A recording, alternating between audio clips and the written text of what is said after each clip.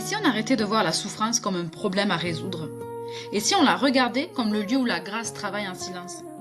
Dans ce podcast, on ne parle pas de se relever plus fort, on parle d'être conduit.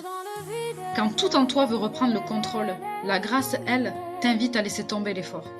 Dans la voie du Christ, la souffrance n'est pas l'échec, c'est l'endroit précis où ton vouloir cède et où Dieu veut entrer. Bienvenue dans un espace où on ne cherche pas la performance intérieure, mais où on laisse la lumière faire son œuvre. Et dans ta lumière, je retrouve l'essentiel. Bonjour tout le monde, bienvenue pour un nouvel épisode du podcast Les Profondeurs de l'Être. Aujourd'hui, j'ai, ça se voit, l'enthousiasme d'accueillir Audrey, que j'ai rencontrée en formation, encore une autre personne que j'ai rencontrée en formation. Et en fait, ça a pas mal cliqué entre nous. Puis, de fil en aiguille, on s'est aperçu qu'on avait quand même pas mal de points en commun. Et je me suis dit que ce serait une bonne idée de l'interroger sur son parcours. Alors moi, je dis à la blague, être ou ne pas être, telle est la question. Mais je trouve que c'est vraiment pile poil dans le sujet. Audrey, est-ce que tu veux nous en dire un peu plus sur toi?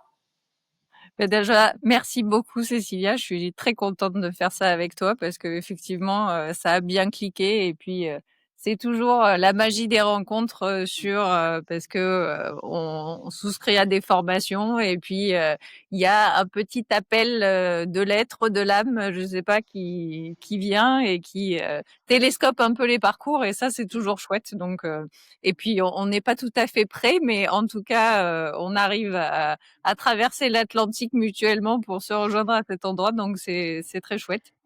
Et oui, l'être ou ne pas être, ça, je te rejoins sur le fait que ça a été un grand questionnement pour moi. Parce que ce qui nous a réunis, alors tu l'as pas spécifiquement précisé, mais c'est justement faire partie de cette population d'atypiques décalés au potentiel qui trouvent pas forcément leur place dans un monde qui les comprend pas. Et ça, toute une partie de la vie d'adulte en général, ça occupe pas mal. Et il y a tellement de choses à découvrir et à faire de ça. Et il y a tellement de pièges aussi dans lesquels on tombe que c'était bien qu'on puisse se poser pour en parler parce que je pense que et toi et moi, on a fait différents pièges, on a fait parfois les mêmes, mais c'est pas toujours simple de se retrouver sur une rive au sec, tranquille et de réintégrer ce qu'on apprend tout le long du chemin. Exact, parce que c'est ça, ce qu'il faut savoir, c'est qu'en fait, je l'ai vu dans le groupe de formation en été, j'ai vu Audrey qui cherchait des personnes atypiques avec qui échanger pour comprendre les problématiques, le vécu de certaines personnes et tout ça. Puis moi, je venais juste d'embarquer dans le parcours et j'ai dit, hey Audrey, si ça te tente, écoute, moi j'ai passé le test de haut potentiel, ça a coché toutes les cases. Fait que si tu veux, je peux te parler de mon parcours parce que franchement, j'ai mis du temps à comprendre c'était quoi mon problème. Je peux t'en parler. Puis en fait, c'est comme ça que qu'on a commencé à discuter toutes les deux. C'est ça. Après, c'est aussi parce que pour le coup, là, je te l'avais dit, je crois, quand on a fait l'entretien, je trouve que la douance au Canada, c'est vraiment un vrai sujet et les Canadiens se sont emparés du sujet il y a bien longtemps, bien plus que les Européens n'ont jamais su le faire. Et il y avait une mine d'informations à exploiter au Canada autour de la douance, donc je trouvais ça chouette de Mhm. rendre hommage à nos amis canadiens d'avoir fait ce pas-là parce que ils ont compris ce que les Français ont du mal à choper encore, que ce soit en entreprise ou dans la vie personnelle des gens, c'est que si ces gens-là sont là, et ils sont dotés de tellement de potentiel que, en fait, les castrer d'une certaine façon, de les obliger à se polir ou à se comprimer ou à rentrer dans des cases, c'est les meilleurs moyens de les briser. Mais le truc, Mhm. c'est qu'ils sont là pour faire vraiment exploser les fameuses cases parce qu'ils les supportent pas, mais pour bâtir quelque chose qui est plus pérenne.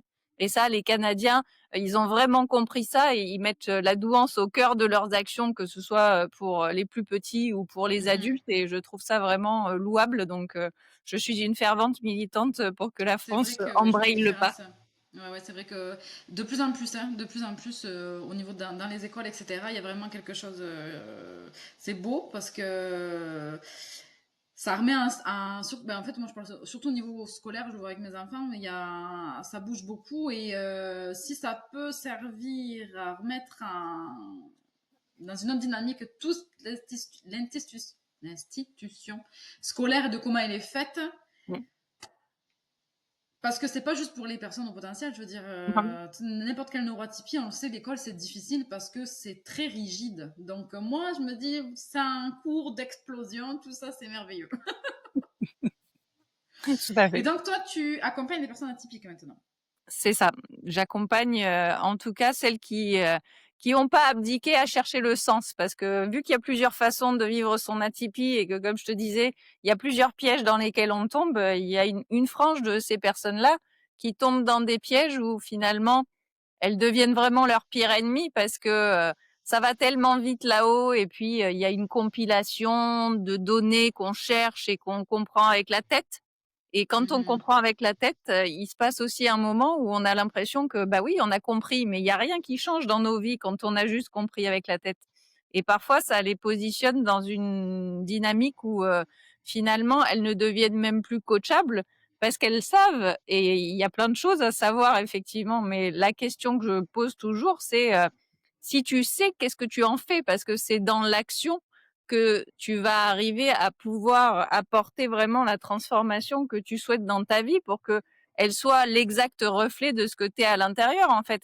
Et c'est mhm, toujours c'est pas ces paradoxes là avec ce public parce que ce sont vraiment des êtres qui sont remplis de paradoxes, mais le plus grand des paradoxes, c'est d'être coincé dans une certitude de savoir qu'on a cette brillance, on a ces fulgurances, on a cette façon singulière d'être à la vie et pourtant de s'être tellement enroulé et emberlificoté dans des fils qu'on n'arrive plus à en faire quoi que ce soit.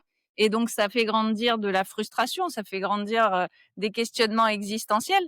Mais il y a deux façons de les aborder parce qu'il va y avoir une partie des gens, ils vont rester dans ces questionnements-là. C'est comme une sorte de romantisme autour de la souffrance existentielle, mais ouais. ils sont pas dans l'action, ils sont figés à cet endroit-là, comme statufiés. Et puis il y a les autres qui savent et qui ont à l'intérieur, tu vois, ils ont encore cette flamme de chercher et de se dire, mais putain, ça peut pas être que ça. Ça ne peut pas, ça n'est pas logique, ça n'est pas sensé, ça ne peut pas. Et donc, c'est cela que j'essaie d'accompagner justement parce qu'il y a tout un tas de choses à déconstruire pour pouvoir remettre la main là sur le diamant brut qui est à l'intérieur d'eux parce Mhm, que j'en suis vraiment intimement convaincue que ce sont des diamants et qu'il faut qu'ils mhm. exploitent toutes leurs facettes pour pouvoir vraiment briller. Est-ce que tu vois est-ce que dans ces deux groupes, il y a quelque chose qui a fait que une personne qui était dans le groupe 1 qui reste figée, j'ai envie de dire, dans l'exploration de cette souffrance, et level 2, ok, il y a plus que ça, il faut que je vive plus. Enfin, il y a quelque chose que je comprends pas encore, mais qu'il faut que j'expérimente. Est-ce qu'il y a quelque chose qui fait qu'on passe de l'un à l'autre?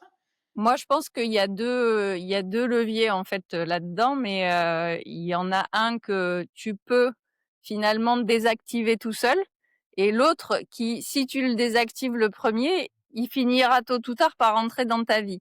Et je pense que le premier levier, c'est vraiment de considérer, et peu importe par quel biais tu y arrives, mais de considérer que t'as compris des choses avec ta tête, mais si t'en es rendu là où t'es aujourd'hui parce que t'es adulte et que t'es confronté à une espèce de lucidité de ce que t'as autour de toi et que tu veux plus, tu te dis, putain, j'ai cherché avec cet outil-là, là, pendant tellement longtemps, va falloir que j'arrête. Et là, c'est la première bifurcation, c'est de se dire, il est là pour quelque chose, cet outil, et visiblement, j'admets, même si ça pique, hein, c'est vraiment très parce qu'il y a une sorte aussi de construction, d'estime de soi qui s'est Mm. un peu surinflatée sur ce mental-là, parce que ça a été le dernier bastion pour certains. Donc il faut accepter de redescendre ça et d'explorer des voies de traverse pour se dire si mon mental n'a pas la solution, où se trouve la solution. Et déjà de se Mhm. dire que vu que c'est pas une solution mentale, ce sera très probablement dans l'action qu'elle sera trouvée et pas juste dans la réflexion. Ça, Mhm. c'est le premier levier. Mais finalement, si tu cliques ce levier-là, moi, c'est ce que j'ai vu dans mon parcours, mais c'est ce que je vois aussi par rapport aux clients que j'attire. C'est des gens qui, à un moment ou à un autre, ils sont revenus à l'essence de quelque chose, parce que ça, par contre, c'est ma croyance, donc je te la partage, mais je pense que tous les atypiques sont concernés par ça, mais qu'il y en a une partie qui a définitivement décidé de pas regarder et de nier. Mais en D'accord. tout cas, de revenir à un truc interne où il y avait une sensation justement existentielle vachement plus grande quand on était gamin. Et cette sensation, ça va passer par justement des voies qui vont être autres que le mental, mais dans la dimension spirituelle de la chose. Et c'est là que on arrive et qu'il peut y avoir des multiples chemins de traverse pour emprunter cette spiritualité. Mais c'est, à mon sens, c'est la spiritualité qui vient repositionner comme justement marcher sur un enfin être assis sur un tabouret à deux pieds avec juste essayer de se gérer le cognitif et de gérer son relationnel comme on peut. Alors que le spirituel va faire un troisième pied pour vraiment asseoir des fondations solides, parce que ça te fait te décentrer de quelque Mhm. chose qui est juste toi. Ça te remet justement dans la perspective de quelque chose de plus grand pour toi, mais plus grand aussi au-dessus de toi. Et du coup, là, tout ce qui était un peu le puzzle éparpillé de ton enfance ou de ta vie adulte, ça commence à se remettre à sa place quand tu actionnes ce deuxième levier. Et c'est parce que Mhm. tu vas à fond dans ce deuxième levier que là, tu re-rentres dans chercher du sens, mais avec ce truc existentiel, et donc être dans l'action, parce que il s'agit pas juste d'être dans une spiritualité complètement désincarnée qui reste là encore dans la tête. Ouais.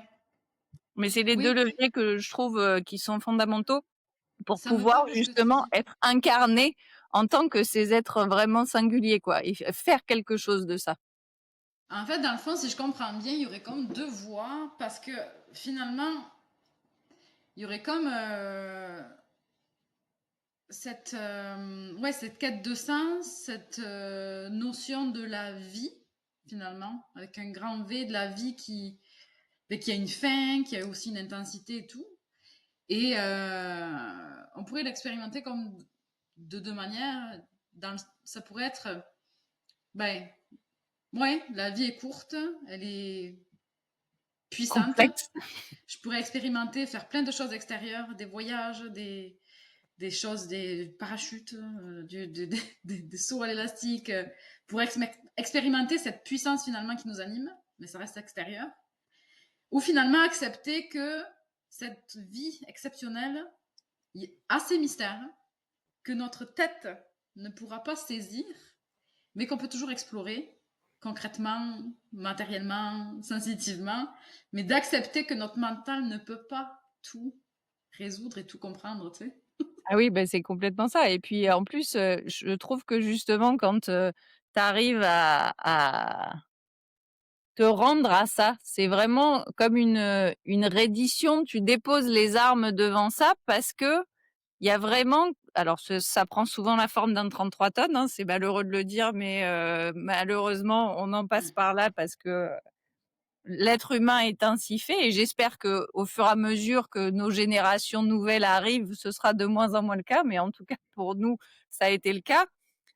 Il y a un moment où, comme tu dis souvent dans ce que tu partages, c'est que c'est trop pour toi tout seul, en fait, parce que tu as le camion qui vient de te rouler dessus plusieurs fois, tu es complètement à terre, et s'il y a juste que toi et ta tête, ça suffit pas, en fait. Ça fait pas assez sens, ça te Mm. remplit plus de joie, il reste que un goût amer, il reste que un être humain à terre.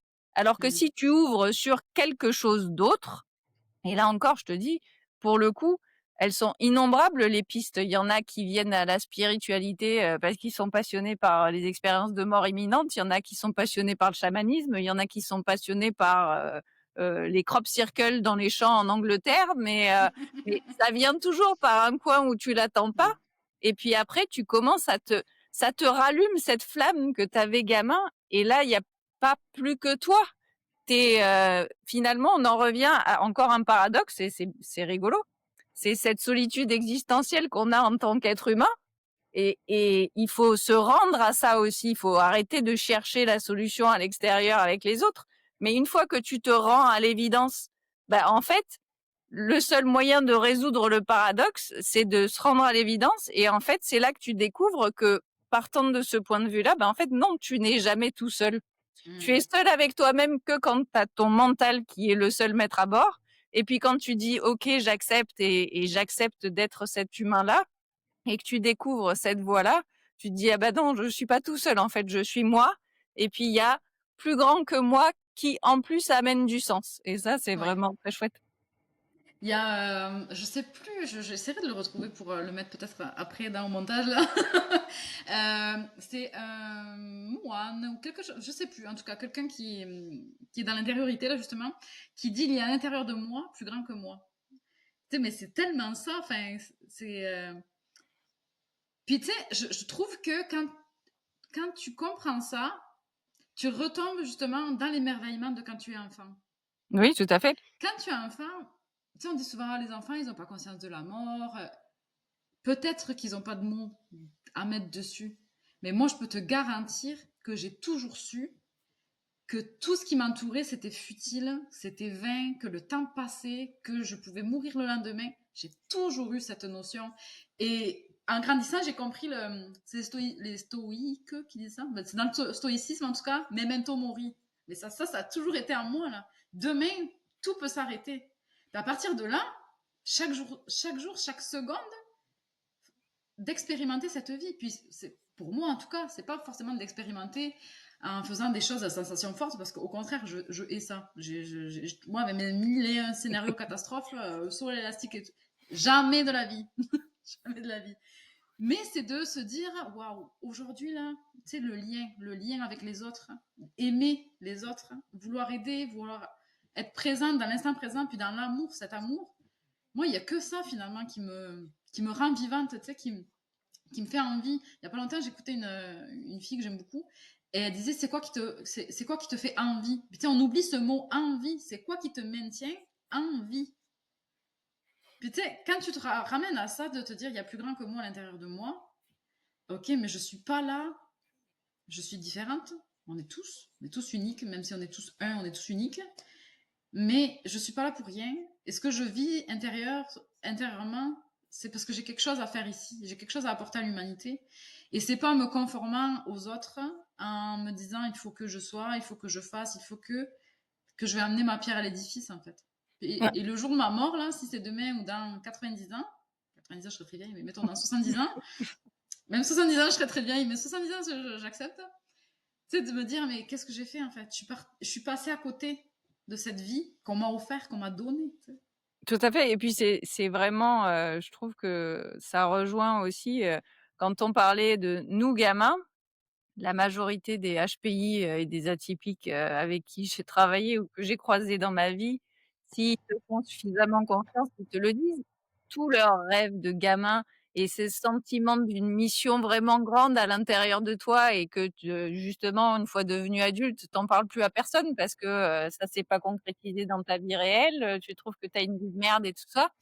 Donc toutes ces missions-là, elles sont, mais dans leur écrasante majorité, voire, la totalité absolue, toujours axées vers changer le monde pour qu'il soit plus beau, aider les Mm. autres. Il y a vraiment toujours des dimensions qui sont, salvatrices et qui sont, porteuses d'alternatives et de voies de: «Oh, on n'a jamais fait comme ça» et de: «Ah bah, l'argent, ça n'existera plus et moi je rêve d'un monde où» et ça, on vient comme ça en éclaireur du truc et on oublie complètement parce que après, qu'est-ce que tu veux qu'un tout petit humain tout seul, il arrive à faire ça?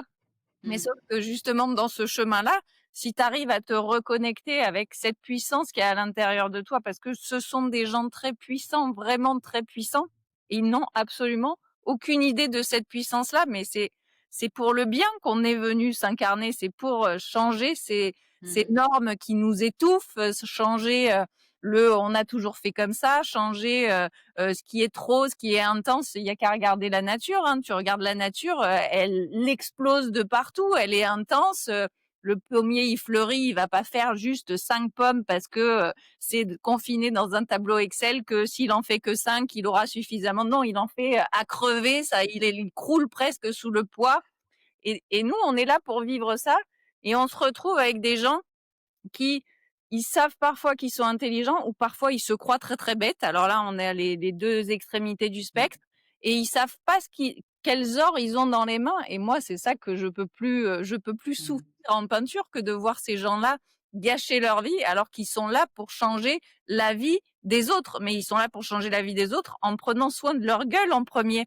Et Mmh. oublié, ils se sont perdus dans des espèces de méandres parce qu'ils se sont crus tout seuls et parce qu'ils ont cru que personne ne pensait comme eux aussi. Ouais. Puis je pense qu'aussi il y a beaucoup de, je pense qu'il y a beaucoup d'empathie, de compassion aussi. Tu sais, il y a souvent l'hypersensibilité qui embarque. Et là, je parle à titre personnel, mais il y a aussi beaucoup vu qu'on voit le monde, les potentialités du monde des personnes. Souvent, on voit beaucoup le potentiel des gens. Il y a beaucoup le syndrome du sauveur aussi qui embarque très souvent.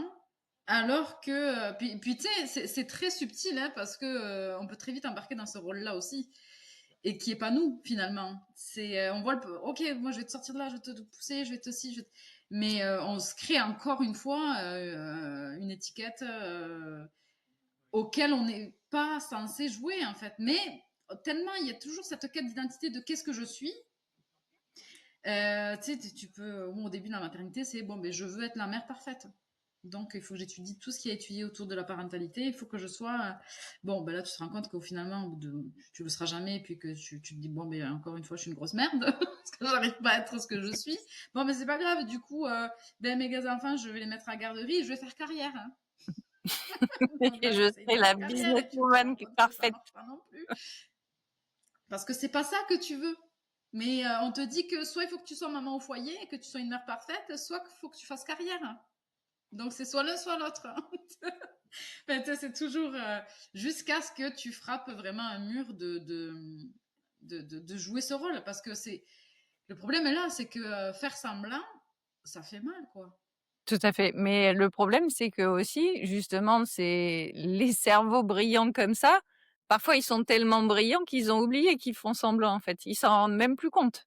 Donc, ça aussi, c'est un travail finalement à faire en amont. Sauf que après, c'est comme d'habitude, hein, il y a plein de trucs qui sont mis sur le tapis que tu veux pas regarder quand tu es dans ces postures-là parce que tu vas te mettre à avoir mal de partout, tu vas te mettre à avoir des problèmes d'estomac, tu vas te mettre à avoir du psoriasis, tu vas te mettre Mhm. à plus dormir la nuit, et puis tu es tout le temps avec cette espèce d'amertume. Il y a plein de petits signes, mais que tu corrèles pas au fait de jouer un rôle parce que tu t'en es même pas rendu compte. Et c'est vrai que ça peut être vraiment tellement collé sur le visage, cette espèce de masque, que tu ne le vois même plus. Mhm. Je parlais justement du faux self et des relations il y a pas longtemps. Moi, j'ai eu une version de moi qui, allez, 20 à 30, et quelques années ou 33 ans, pour moi, j'aimais pas les chiens, j'aimais les chats. C'était mon personnage public à cette époque-là. Je m'étais intimement convaincue que, bah, non, oui, c'est moi, c'est les chats et tout ça. Et il y a que en se faisant télescoper que tu prends le recul de te dire: «Mais, ah oui, et en fait, j'ai attendu 41 ans pour avoir des chiens, alors que c'est une composante finalement essentielle de ma personnalité que d'avoir des chiens». Et jusqu'à quel point tu es prêt à te mentir à toi-même, pleine face en te racontant des histoires où ton cerveau après de toute façon, c'est ça que le cerveau fait. C'est que ce que tu vas envoyer comme croyance dans la vie te le confirme en permanence. Mhm. Donc, moi, je me balade avec la croyance que je n'aime que les chats, bah, je n'aime que les chats et mon cerveau rationalise derrière pour me prouver que j'ai raison, et Que tu c'est n'aimes ça pas le les plus chiens. gros piège en fait, Oui, oui, oui, mais complètement. Mais c'est fou parce que, en fait, je pense qu'il y a beaucoup de... La peur, c'est très... Ben, c'est encore un paradoxe. C'est qu'en même temps, il y a cette conscience que, de la vie, de cette immensité. Et en même temps, enlever ces couches, c'est accepter que, ok, je joue un rôle depuis le début. Puis là, on parle pas de troubles de la personnalité où la personne, elle a deux vies. Enfin, pas du tout, hein. Mais Mmh. de se dire à soi-même, ok, je joue un rôle depuis le début. Il faut que j'arrête. Mais du coup, je suis qui? Tu sais, on en revient toujours à ça, ça fait peur. Ça fait extrêmement peur de se retrouver face à une immensité de vide parce que finalement, on ne sait pas qui on est. Oui, tout à fait. Et puis, en fonction de l'âge, au fur et à mesure auquel tu le découvres, ça fait de plus en plus flipper parce que quand tu as construit toute ta vie adulte sur, une image, bah, si tu te mets à enlever des pièces, il y a de fortes chances pour que, le reste du château s'écroule et qu'il y a plein de gens qui ne vont pas par là parce qu'ils sont retenus par la conscience même que, bah oui, c'est possible que le reste du château puisse s'écrouler. Mais après, c'est la balance à faire parce que, et pour le coup, là, c'est vraiment du vécu. Je pense que c'est ce que j'avais dit à ma première psychologue il y a bien longtemps, c'est que je voudrais venir vous voir, mais si je viens, tout finira par tomber. Et au début, j'ai résisté. Bon, j'y suis quand même allée. Alors tout est tombé, je ne le cache pas, et évidemment. Mais après, c'est le soupesage et mesurage. Est-ce que Mm. on arrive à tirer les fils d'une vie qui est vécue en demi-teinte à travers des images interposées? Et ça, c'est un choix que chacun se doit de faire en son âme et conscience. Mais par contre, se réveiller à la fin de sa vie et se dire ben je sais pas qui je suis et je suis passé à côté, finalement à ce moment-là du télescopage c'était un non pour moi, tu vois. Donc il Mhm. fallait bien se retrousser les manches et aller plonger dans les Mhm. profondeurs. Mais ce que je trouve intéressant aujourd'hui, si tu veux, c'est que ça, je te parle de ça, c'était il y a bientôt 12 ans, tu vois. Et Ouais. je trouve que là, le temps, il se raccourcit parce que il y a une différence de perception. On n'est plus obligé maintenant de passer des années, voire des décennies pour aller fouiller dans la glaise et dans la douleur et se repeindre le corps avec. Et puis, il y a un moment où tu peux le faire un petit peu. Et il s'agit pas de ne pas le faire pour se cacher derrière son petit doigt en disant non, je Mhm. regarde pas.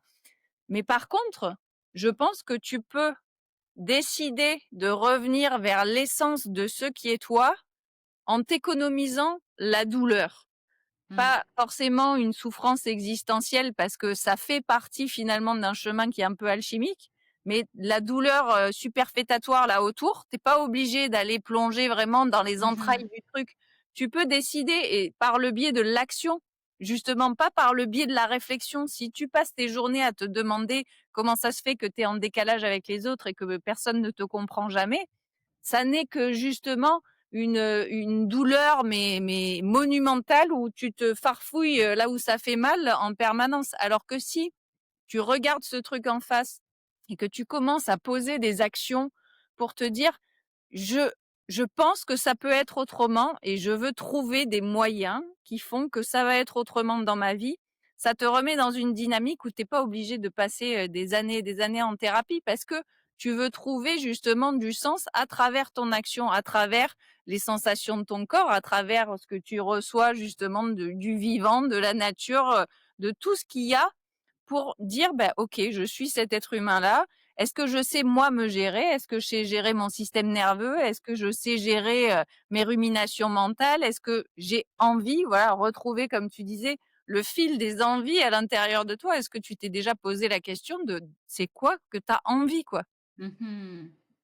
Oui, oui, complètement. Ça me parle ce que tu dis parce que, comment dire, ça fuse dans ma tête. J'ai l'impression que qu'il n'y a pas de demi-mesure. Tu sais, c'est comme, tu vois, tu parles de la douleur, de la souffrance et tout ça. J'ai l'impression que, de manière générale, soit les personnes vont aller justement en thérapie, mais ça va durer des années, en fait, ça finira jamais. Soit vont pas du tout y aller.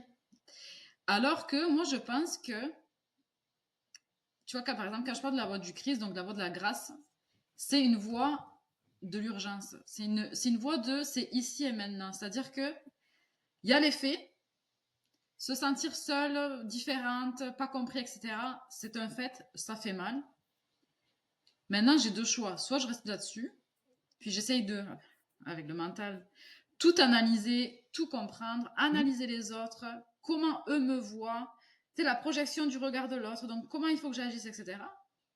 Soit j'accepte en fait l'instant présent, la réalité, c'est ça que je vis, c'est ça que je traverse, que je sens en moi, là, dans les sensations. Ok, maintenant j'en fais quoi? Maintenant, c'est quoi que je fais avec ça? T'sais, sans réembarquer dans le mental. Et c'est là que je dis de justement poser les armes et de se dire, ben, c'est ce plus grand que moi à l'intérieur de moi qui va prendre les rênes maintenant. Parce que moi, tout ça, ça me dépasse. Mon mental, il fonctionne trop. J'en ai marre, ça m'épuise. Mais je veux plus fonctionner par mon mental, je veux fonctionner avec le cœur, là, avec mon intériorité. Donc, à partir d'aujourd'hui, là, je baisse les armes, j'abandonne ma vie à ce plus grand que moi, puis on y va, là. Puis tu sais, à chaque seconde, se répéter, c'est pas moi, c'est pas moi, c'est ce plus grand, c'est ce plus grand, c'est ce plus grand. Mais c'est sûr qu'effectivement, si t'es pas ouvert à cette dimension, c'est compliqué. Parce que justement aussi, quand on parle de spiritualité, je veux dire, je pourrais faire un micro-trottoir. Pour vous, la spiritualité, c'est quoi? Ça, la majorité, ils vont dire, ben, c'est un truc perché, c'est un truc si. Alors que pas du tout, ça peut être très pragmatique, tu vois. C'est clair, il n'y a pas plus Mm. pragmatique que ça. Bah, c'est dans les Écritures, je crois qu'il disait que si tu veux connaître quelqu'un, il faut partager 1 kilo de sel avec lui parce que justement, c'est la totalité de la vie que tu vas passer avec cette personne parce que 1 kilo de sel, faut y aller hein, avant de le descendre, tout ça, c'est que tu vas en passer du temps. Et ça, on est quand même dans des Écritures et pourtant, c'est vraiment justement le sel de la vie. C'est quand tu vas te fighter pendant des années avec la même personne, être confronté aux projections, aux machins, aux blessures, aux trucs, aux bidules, que tu vas savoir qui y a en face. Mais en fait, en vrai, qui y a en face, il y a personne parce que ça aussi, si on se place du point de vue de la spiritualité, ben, tu es tout seul et tu projettes sur les autres, mais les autres projettent sur toi. Donc, on est tous Mm. tout seuls en train de se projeter les uns sur les autres. Donc, Exactement. bon courage pour les mentales pour dénouer cette pelote de laine-là. Et c'est pour ça que tu peux faire l'économie de cette fameuse douleur parce que soit tu vas comprendre vraiment, tu veux chercher à savoir comment ça se fait que tu as une blessure d'abandon énorme qui fait que tu te mets en PLS parce que les autres t'ont dit qu'ils te voulaient pas, machin. Ou alors tu acceptes effectivement d'être traversé par ça, tu t'ancres dans le réel parce que là, pour le coup, il y a une multitude d'outils et de techniques qui peuvent Mm. t'aider à te gérer toi en tant qu'être humain avec un cerveau efficient. Ben, en fait, il y a plein d'outils qui peuvent que ton cerveau, il va finir par être utile. Là, il tourne à fond, mais il est inutile. Il te fait du Mm. mal à toi et il fait en général du mal aux autres. Mais moi, ce dont je suis persuadée, tu vois, c'est que si ce cerveau il est là, c'est qu'il a une utilité profonde. Sinon, on ne te l'aurait pas donné comme ça. Donc, tout le but, c'est d'essayer de remettre la main sur les boutons magiques plutôt que les boutons d'autodestruction. Ouais. Ouais, oui, finalement, c'est mettre son intelligence au service de son intériorité et pas l'inverse. Tu sais, Tout à fait. Au ouais, t'as service raison de de se ta dire, propre ouais, destruction, parce que ça, on est ouais. super fort quand il s'agit de s'autodétruire. Je pense que le diable à côté, c'est un petit Ah joueur. oui. Hein. Non, il n'y a pas besoin d'aller chercher Ah, beaucoup je le plus loin. dis toujours. Je dis, moi, là, cette notion de diable, etc., c'est pas le petit bonhomme rouge avec des cornes, là. C'est plus grave, c'est plus profond, c'est en toi-même, là. C'est encore plus compliqué, là. Et ouais, du coup, comment tu... tu en as déjà parlé, mais comment, avec justement les personnes que tu accompagnes, est-ce qu'elles arrivent déjà avec cette conscience du niveau supérieur, si on peut dire, ou est-ce que tu les y amènes? Ça dépend des fois, mais en général, elles arrivent quand même parce que dans ma communication, il y a quelque chose qui résonne et Mm. c'est très rare. Je me suis pas retrouvée devant le fait d'avoir des clients qui sont hermétiques parce que ceux qui sont hermétiques, ils viennent pas à cause de ça d'ailleurs. Ils me le disent, Ouais. il y en a certains qui me disent ah oui non, c'est trop ça me met à distance alors que j'aimerais bien y croire, hein. Je cite certains prospects, c'est étonnant d'ailleurs parce que c'est là que tu vois à quel point les résistances s'activent fortement, Mm. même d'ailleurs à l'insu du plein gré de la personne qui aimerait bien y croire, mais non, je vais pas aller par là parce que c'est dangereux. Et donc là encore, le système nerveux se met en PLS, alerte, Je attention, connais bouton pas, au rouge. secours, ouais. Donc oui, en général, ils sont tous plus ou moins en quête. Mais à mon sens, c'est très très rare d'avoir une quête de sens qui ne débouche pas sur de l'existentiel. Et si tu débouches sur de l'existentiel, bah, tu finiras tôt ou tard par croiser avec du spirituel. Donc après, ça doit exister. Hein. J'ai pas fait le tour de tous les êtres humains de la planète, mais Oh, je pense que l'humain est très fort pour mettre couche sur couche. Puis tu sais, s'auto-saboter, ça, j'ai aucun doute. Mais je pense qu'à ce point-là, je pense qu'il y en a quand même. Je pense que c'est rare. C'est juste que c'est de oser finalement aller dans des sentiers qu'on connaît pas et accepter de pouvoir se perdre. Tu sais, il y a ça aussi, c'est que je disais, j'ai lu un livre il y a, je pense, 2 ans. Je pense qu'il s'appelait âme sœur. Et je pense qu'il s'appelait âme sœur, ouais. Et en fait, oui, c'est André Beauchamp. Et en fait, dedans, à un moment donné, ça dit la foi n'est foi que dans le risque de se perdre. Et moi, ce truc, et en plus, il est tombé dans une période de ma vie où j'avais l'impression d'être en plein ouais, crise existentielle alors que j'étais déjà dans ce cheminement intérieur et tout. Et quand j'ai lu ça, la foi n'est foi que dans le risque de se perdre, je dis mais oui, mais c'est exactement ça en fait. Comment tu peux dire que tu as la foi? Comment tu peux dire que tu as du courage alors que enfin, tu vas pas quoi? Je veux dire, c'est c'est facile de dire ah ben oui, moi j'ai foi en cette chaise, je vois qu'elle a 4 pieds, je vais m'asseoir dessus. Ben oui, mais oui, est-ce que c'est de la foi? Enfin oui, non. il Par n'y a contre, pas si tu te d'enjeu. dis ouais, si tu dis ouais l'autre chaise là, tu vois les pieds, il y en a pas, c'est invisible, mais il y a des pieds, tu vas t'asseoir. Là, si tu t'assois dessus, t'as foi là. Tu vois. Mais tu sais, c'est ça, c'est de si tu prends pas le risque de ouais, du doute, de la confusion, de te perdre, tu restes dans ta situation confortable finalement et t'oses pas expérimenter toutes les potentialités qui t'animent finalement. Mais je pense que c'est un des plus grands pièges. Il y en a vraiment, c'est des poncifs, hein, mais je pense que les profils qui peuvent se perdre le plus, c'est ceux qui n'acceptent pas de faire des erreurs. Et c'est tellement difficile justement pour certains HPI de faire des erreurs que ça peut être un très gros frein à l'exploration de ça. Et pour le coup, je te le dis en conscience parce que j'ai passé de longs moments à ne pas accepter ça. Mhm. Et ça aussi, là, tu ne fais pas l'économie de la douleur hein, quand tu vas par là, parce que en fait, t'es sûr d'être sur le chemin, le pavé, le plus de douleur possible, parce que c'est humainement impossible et que tu te prives de toute l'expérimentation qui va aller avec le fait de faire des erreurs et d'apprendre des erreurs. Et c'est même le seul mode d'apprentissage dont on dispose en vrai, Mhm. physiologiquement parlant, que ce soit pour l'apprentissage de la marche, de la propreté, de tout plein de trucs. C'est comme ça qu'on arrive. Et dans le jeu aussi, parce que il y a aussi beaucoup d'atypiques qui finalement empruntent ces fameuses personnalités qui sont de confort parce que elles sont hyper sérieuses et hyper posées parce que justement tu as le cerveau qui marche bien et tu as l'impression que il faut être plus adulte qu'adulte. Et ça aussi, j'ai longtemps pratiqué ce piège-là hein, d'être adulte alors que mais c'est en général des gens qui ont été adultes trop tôt parce qu'ils Mhm. ont vécu des choses qui leur ont fait rentrer de plein pied dans des responsabilités qu'ils n'auraient pas dû avoir ou qu'ils n'auraient pas dû emprunter. Et ça, c'est vraiment très, très euh, dommageable pour justement cette exploration et ses potentiels. Il faut arriver à sortir de là en Mhm. essayant de faire pas trop mal au passage. Oui, ben c'est vrai ce que tu dis parce que en plus quand t'as été formé à avoir des responsabilités trop tôt, ben tes responsabilités on se dit t'as pas le droit à l'erreur là. Ah non. Faut que t'assures. Mais en Et plus, ouais. t'es le juge le plus impitoyable sur la question, hein. Les autres, c'est des broutilles à côté, hein, ce qu'ils peuvent te dire, parce que Mhm. celui qui s'agonie d'injures intérieurement, c'est toi-même, hein, c'est pas les autres, Mhm. hein. Ah oui, Là, oui, on est pour le très très coup, sévère, ouais. Mhm. t'as besoin de aucun bourreau extérieur pour devenir impitoyable avec toi-même, hein. Ouais, ouais, ouais, non, c'est enfin, un gros manque d'indulgence, de tolérance envers soi-même. Ouais, ça, c'est quand même assez incroyable, ouais, ouais, ouais.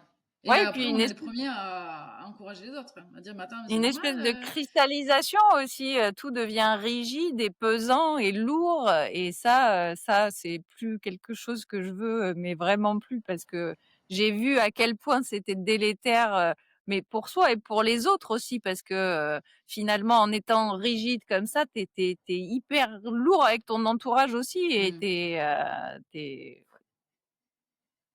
Oui, parce que finalement, je pense que, en tout cas personnellement, moi j'ai vécu beaucoup, ça m'est arrivé en plus il n'y a pas si longtemps que ça, où je me suis retrouvée à me dire, mais en fait, tout d'un coup, j'ai comme eu un moment de tristesse et en fait, je me dis, mais c'est quoi pourquoi je suis triste comme ça? Et c'est parce qu'en fait, je me suis aperçue que dans l'heure qui avait précédé, j'avais pas été qui je suis. Enfin, parce que tu sais, ça te rattrape toujours, hein, avec le quotidien, les enfants.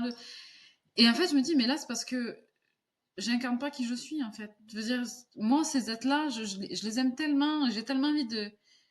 C'est pas ça que je suis. Et euh, encore une fois, j'ai pas manifesté qui je suis parce que, ben, normalement, quand on est normal, c'est comme ça que ça marche. Il faut que ce soit comme ça, comme ça, comme ça. Puis donc, j'ai essayé de. Puis concrètement, ça marche pas. Ça marche pas parce que c'est pas moi. Et parce que c'est pas moi, ben, ça peut. Comment avoir une relation d'être à être si toi, t'es pas toi? Ça C'est peut pas impossible. marcher. Ça peut pas marcher. C'est deux personnes avec des. C'est de masque à masque, je dis toujours, c'est de ego à ego, ça peut pas marcher. Si on veut que l'autre personne en face soit telle quelle, et c'est ça aussi que j'ai compris, parce que c'est bien beau de voir le potentiel chez les autres. Oui, oui, tu arrives à voir le potentiel chez les autres, mais si toi, tu vois pas ton propre potentiel, ce qui est possible de faire avec ce que tu as en toi, mais l'autre, tu l'aideras pas. Parce que ça va être ton ego face à son être. Ça peut pas marcher. C'est soit d'être à être, soit d'ego à ego, mais ego, être ego, ça marche pas, là. Non, Ça non, bloque, ça marche pas. ça. Puis c'est là que je pense que beaucoup de problèmes relationnels avec n'importe qui, que ce soit conjoint, enfant, parent, sont aussi. C'est que finalement, ça on vit toujours dans les projections, dans le regard des autres, et au lieu d'être qui on est vraiment, quoi. Au fond de nous, là, Mais ce germe-là, tu sais. et là où tu soulignes le point important, c'est que il y avait justement ce que tu as dit tout à l'heure, par rapport au syndrome du sauveur et tout ça. Le potentiel que tu vois en l'autre, c'est la vérité que tu vois, et Mm. il pourrait être cette personne-là. Mais si il décide d'agir, et ça, tu peux pas lui enlever sa souveraineté d'agir. Parce que pour le coup, si tu veux faire ça, c'est justement ton ego qui prend le dessus et qui veut lui enlever sa souveraineté. Mais le truc, c'est que appliqué à soi-même, comme tu disais, t'étais triste parce que tu t'étais retrouvé à nouveau en train de pas être toi-même. Déjà, il y a des explications de à chaque fois justement comprendre et se servir de son mental pour comprendre et pour apaiser, puis ensuite agir. Parce que quand on a creusé un sillon pendant Mm. plusieurs décennies et qu'on a toujours fait ce lien-là et ce comportement-là, etc., etc., pour changer ça, pour acter ce changement-là, il y a un mouvement qui est paradoxal là aussi. Pardon. C'est que tu peux prendre la décision instantanément de changer ça. Ça peut, t'es pas obligé de te dire, bah, j'ai cette croyance depuis plus de 20 ans, c'est sûr que ça va pas s'évanouir comme ça, hein. Tu peux prendre la décision, et elle est instantanée parce que Mhm. justement, ce que tu envoies dans la matière, c'est le reflet de ta propre croyance. Donc, si tu crois profondément que tu peux te débarrasser de tes croyances comme ça, c'est vrai. Mais ne reviens pas sur les sillons, et c'est là le paradoxe. C'est à la fois vrai que c'est comme ça, et à la fois, puisque tout est instant et tout est mouvement, si tu n'y prends pas garde et que tu ne mets pas assez de conscience, parce que celui qui a décidé de ça, c'est celui qui est conscient. Mais si Mm. tu ne mets pas assez de conscience, ça va repartir sur le sillon du disque rayé de manière automatique. Alors, Mhm. c'est pas toi qui as échoué à changer ta croyance. C'est que consciemment, il faut que tu reviennes à ce que tu as décidé d'avoir comme nouvelle croyance. Je ne suis pas cette personne-là qui est rigide avec mes proches parce que ils font pas ce que je veux et que je veux avoir le contrôle sur tout. Je ne suis plus cette personne-là. Ah, c'est vrai. Je me suis laissée réembarquer dans mon ancien sillon, mais maintenant ma croyance, c'est Mm. celle-là. Mais si tu reprends tes vieux sillons, dans le vieux sillon, il y a aussi le juge interne impitoyable. Ah ben regarde Cécilia, tu vois, t'es même pas foutue de garder une posture pendant au moins, et en plus elles ont toujours des voix hyper sèches et hyper tranchantes. Tu parles comme ça à ta meilleure amie, elle t'envoie une baigne en fait, mais toi tu te parles comme ça toute la journée, quoi. Donc Mm. C'est quand même, et c'est l'alternance entre cette souveraineté pleine et entière et la difficulté d'être un humain conscient tous les jours. Et Mmh. ça doit se scinder, enfin se fusionner. C'est à la fois ça et le contraire tout le temps. Et c'est pas parce que c'est complexe que ça ne marche pas, parce que tu Mmh. as décidé en être conscient que ah ben non, t'étais plus cette personne-là. Donc tu œuvres chaque jour pour rester dans l'action. Et là, c'est là qu'on en vient à ce que tu prônes. T'es aidé par quelque chose qui est plus grand que toi, parce que Mmh. sinon, toi, petit être humain, à la force de tous tes bras, ben, tu vas te sentir découragé par l'ampleur de la tâche. Mais si tu Exactement, ouais. laisses aller le ressenti interne qui fait que tu es une partie de ce qui est plus grand, de ce qui est une divinité en toi, ben, ça, c'est vachement plus facile. Ouais, puisque tu dis, ça me parle beaucoup parce qu'en fait, je me rends compte en parlant avec toi qu'il y a, de toute façon, je veux dire, tant qu'on est là, sur Terre, incarné, on aura toujours ce dilemme entre les deux. Tu sais, j'aime bien la caricature, le petit ange, le petit démon, là, tu sais, c'est très caricatural, mais c'est un peu ça. Et en fait, c'est pas parce qu'il y a ça aussi, étant donné qu'on est très critique, très juge envers nous-mêmes, etc., le but, c'est pas la perfection. C'est pas d'être parfait, d'y arriver à chaque fois. En fait, je pense que la bonne attitude, c'est l'observation, en fait. C'est de se voir. Puis et de prendre le temps. C'est-à-dire que on a tendance, surtout dans la société où on vit, où c'est toujours de plus en plus rapide, il faut que tout soit vite, etc. On prend même pas le temps d'une discussion, c'est d'observer là ce qui est en train de se passer, de ce qui est en train de se dire, de ce qu'on est en train de dire, de ce que l'autre est en train de nous dire. Mais tu sais, je me dis, si tu prends juste le temps, là, t'es là, dans l'instant, d'écouter l'autre, toi en même temps, tu peux t'observer, là. Puis tu sais, t'arrives à discerner, c'est qui va l'ouvrir, là. C'est qui va l'ouvrir. Et si tu l'ouvres avec la mauvaise bouche, c'est pas grave. Juste observe-toi, puis reprends-toi. C'est ça, en fait. Et je pense que plus on s'exerce à s'observer, plus c'est facile au pire, de la fermer, quoi. Tout à fait. Mais moi, je vais plus loin que toi sur la fermer, parce que, comme tu dis, on est des êtres incarnés. Donc, on est là pour se frotter à la densité de ce plan-là, de cette matérialité-là.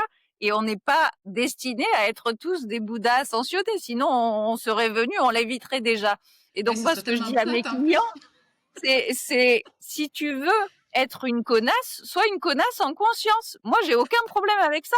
Parce qu'il y a des gens, ils viennent chercher vraiment, ils viennent pointer. Mm. Et ce qui est mal, c'est de être en réaction par rapport à ça. Mm.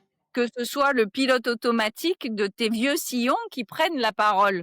Mais par contre, si tu t'es observé et que là, ben, tu t'es pas de bonne humeur du tout, et tu sais que tu n'es pas de bonne humeur, et que l'autre vient chercher en face quelque chose, ben, il a peut-être besoin de faire l'expérimentation de ton ombre. Donc tu te regardes à l'intérieur, et si à ce moment-là, en conscience, c'est le diable qui gagne, mais vas-y à fond, fais-toi plaisir, mais tu le fais pas kidnappé de ta propre Oui, je volonté. comprends ce que tu Tu veux te dire. dis, je suis un être humain, et là, à ce moment-là, j'ai envie d'être une connasse parce que tu m'as pété les couilles, donc je vais l'être, mais je vais l'être en plein, mais consciemment.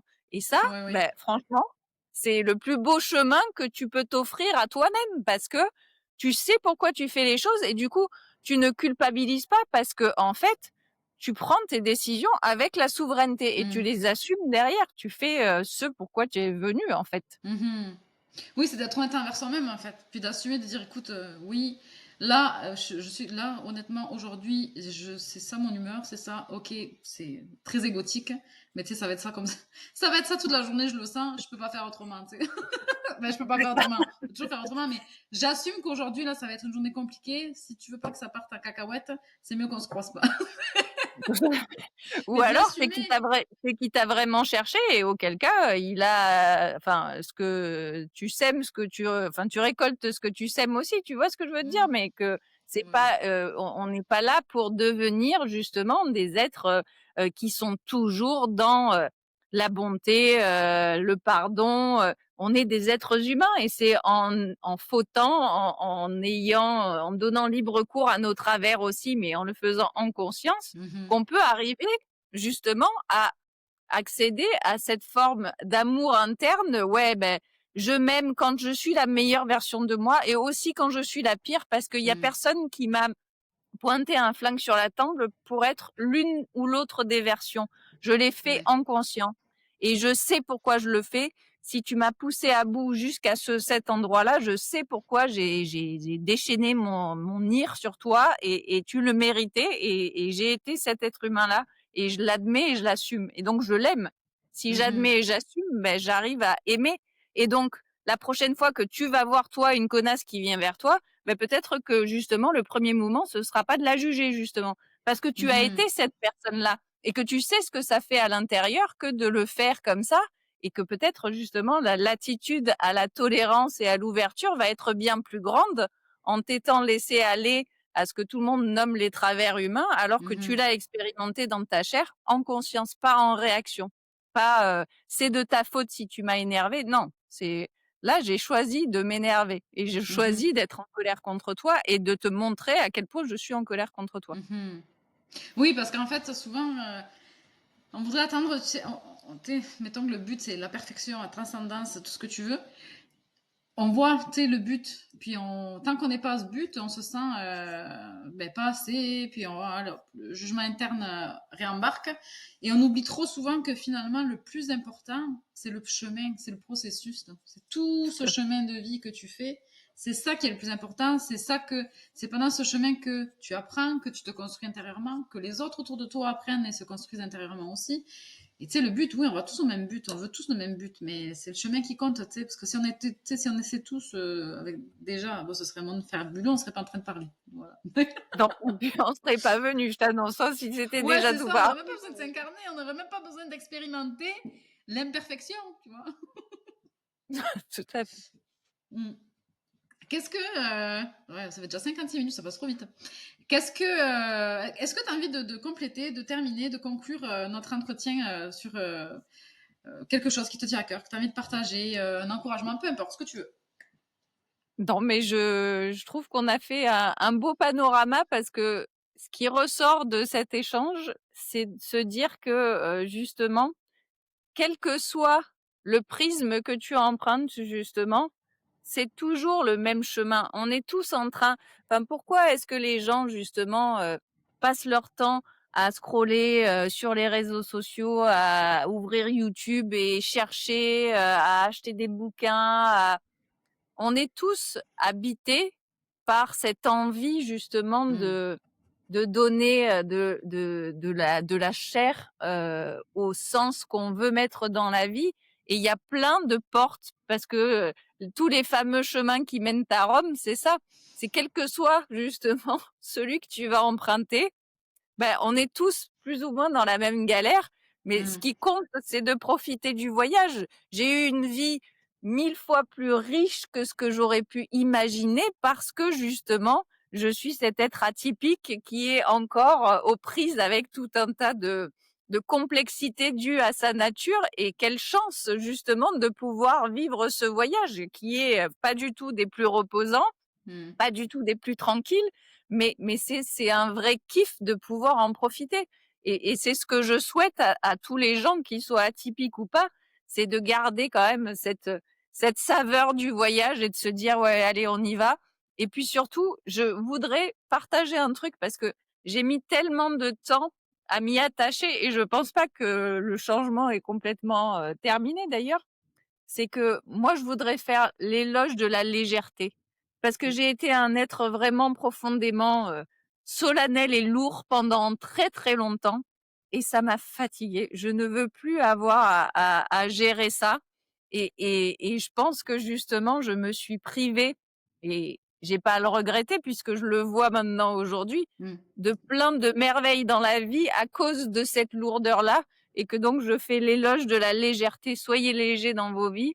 De toute façon, personne n'en sortira vivant. Hein, c'est pas la peine de retenir son souffle. Donc, à partant de là, si on peut voir les choses d'une manière légère, même quand elles sont tragiques et dramatiques, et que personne ne se leurre sur le fait que, bien sûr, nombre de nos vies sont tragiques et dramatiques, mais prendre ça comme un jeu où on est là en quête de sens, comme des aventuriers avec nos sacs à dos. Allez, le jeu en quête de sens, c'est cette vie-là, j'y vais à fond.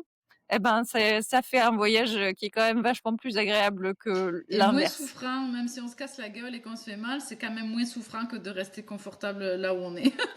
Tout à fait, c'est exactement Et ça. c'est une belle conclusion, ça. Merci beaucoup, Audrey. Je suis sûre qu'on va se reparler, qu'on va refaire un podcast à un moment donné, Ah c'est oui, sûr. ce sera sûr, Dans carrément. notre cheminement personnel aussi. Merci beaucoup encore. Je vais essayer de te Merci quitter à sans toi. effacer notre entretien. Ce serait vraiment dommage. Merci beaucoup, beaucoup, beaucoup. Je me suis régalée de ce moment et vraiment, ça a été très, très chouette. Ouais, c'était vraiment cool. Merci beaucoup d'avoir répondu à l'appel. Je t'en prie. C'était un Bye bye! plaisir. Bye bye.